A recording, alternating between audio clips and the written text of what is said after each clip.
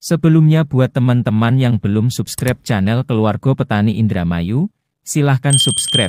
Semoga yang subscribe diberikan rezeki yang melimpah, amin.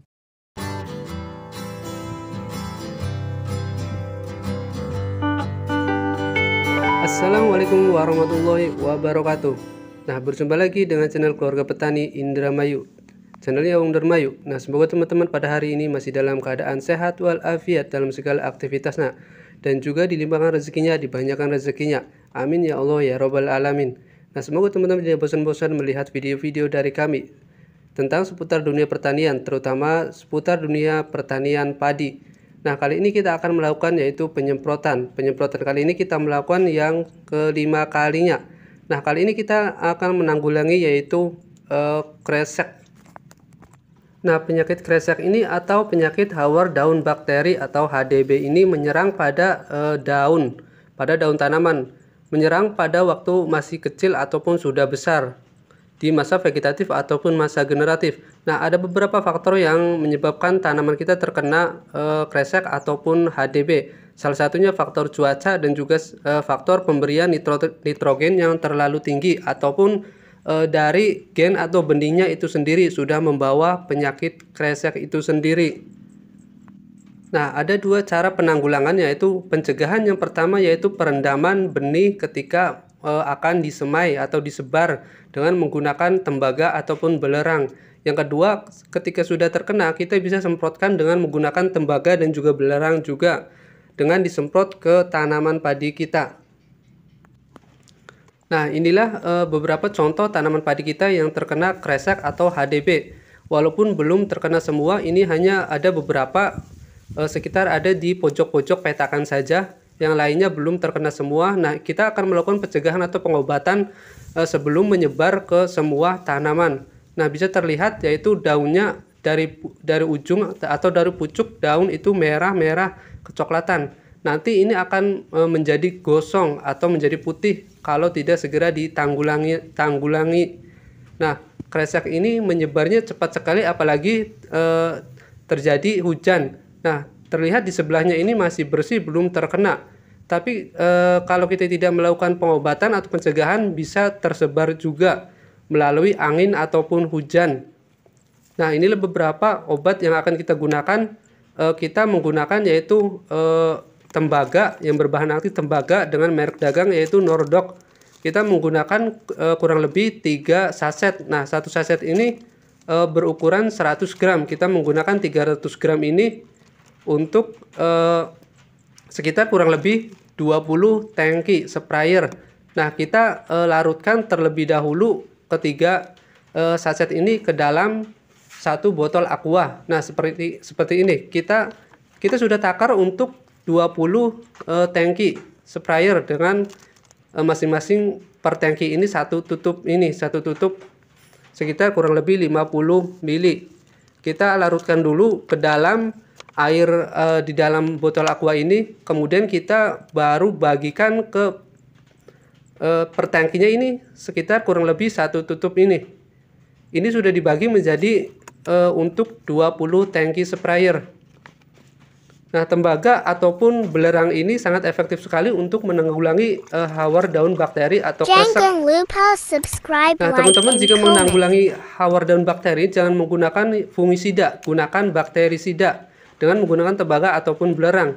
Nah, kita juga tetap menggunakan hormon karena di masa bunting, kita sudah bunting tua. Nah, kita gunakan sama plus toniknya kurang lebih seperti biasanya 30 sampai 33 ml per tangki 16 liter.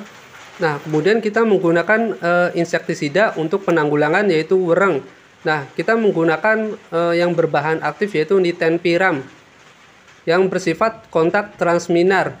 Nah, nitenpiram ini sangat efektif sekali untuk pengendalian wereng dengan cara kerja kontak transminar. Maka ketika kita spray wereng itu, nah wereng di balik daun walaupun kita spray di baliknya, maka wereng itu masih terkena efeknya.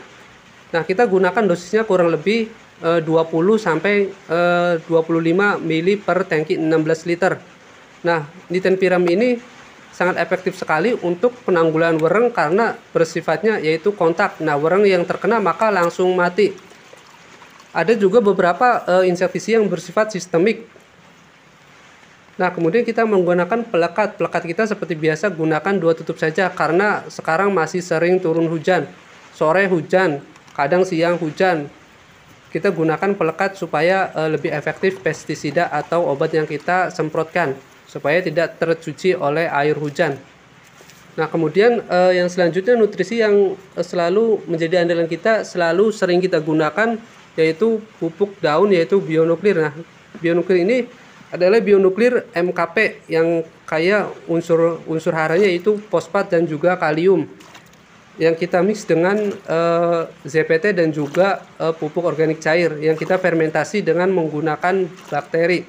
Nah, kita gunakan kurang lebih MKP ini sekitar 400 sampai 450 mili karena kita di masa generatif. Nah, kalau di masa vegetatif cukup dengan menggunakan 250 sampai 300-an mili saja. Nah, buat teman-teman sekali lagi untuk penanggulangan hawar daun bakteri atau kresek atau HDB hawar daun bakteri ini gunakanlah yang berbahan aktif tembaga ataupun belerang. Jangan menggunakan fungisida karena fungisida itu untuk jamur bukan untuk bakteri. Nah, ini yang sering disalah artikan oleh para petani. Yang terkena bakteri malah justru petani menyemprotkan fungisida. Maka petani menganggap pestisidanya tidak ampuh. Bukannya tidak ampuh karena petani sendiri salah dalam menggunakannya. Sebagai contoh logikanya ketika kita sakit perut maka kita minumnya obat sakit kepala. Maka tidak akan nyambung, tidak sembuh. Nah, kita akan mengecek yaitu ppm terlebih dahulu. ppm-nya ada di angka berapa? Kita mencari ppm di angka 2000. Nah, terlihat ada di angka 2170. Nah, di belakangnya ada kali 10. Jadi artinya dikali 10 artinya ribuan, 2170. Nah, ini cukup untuk penyemprotan di masa vegetatif.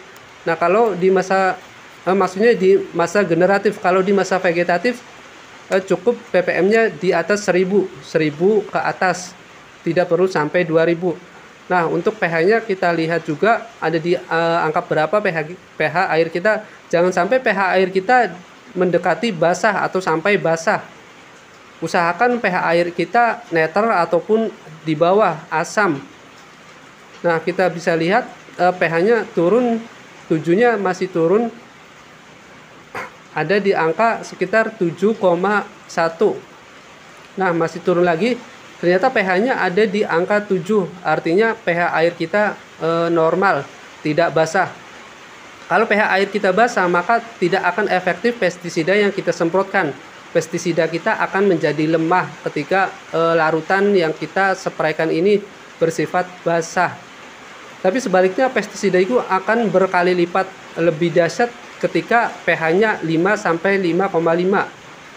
Nah, oke, kita akan melakukan penyemprotan di tanaman padi kita. Tanaman padi kita ini berusia sekitar 55 hari setelah tanam. Nah, hawar daun bakteri ini atau kresek atau HDB ini ketika menyerang tanaman padi di usia generatif atau masa bunting atau ketika malai ini sudah keluar, maka ketika daun bendera itu terkena HDB atau hawar daun bakteri ini, maka malai-malai yang kita hasilkan itu tidak akan maksimal dalam pengisian bulirnya karena daun benderanya sudah terkena hawar daun bakteri atau kresek. Karena ketika daun bendera terkena, maka fotosintesis atau nutrisi yang terserap oleh tanaman itu tidak akan maksimal. Nah, ketika padi ini memasuki masa generatif, terutama bunting tua sampai mengeluarkan malai pengisian, maka daun bendera ini harus kita tetap jaga agar tetap hijau, tidak terkena blas ataupun kresek dengan menggunakan pertama tembaga ataupun belerang untuk penanggulangan kresek dan juga bisa fungisida untuk blas. Nantinya blas ini bisa menyebar ke batang padi yang mengakibatkan padi itu terkena teklik. Nah, oke, sekian saja pembahasan tentang penanggulangan hawar daun bakteri atau kresek ini. Kurang lebihnya kami mohon maaf. Semoga bermanfaat. Assalamualaikum warahmatullahi wabarakatuh.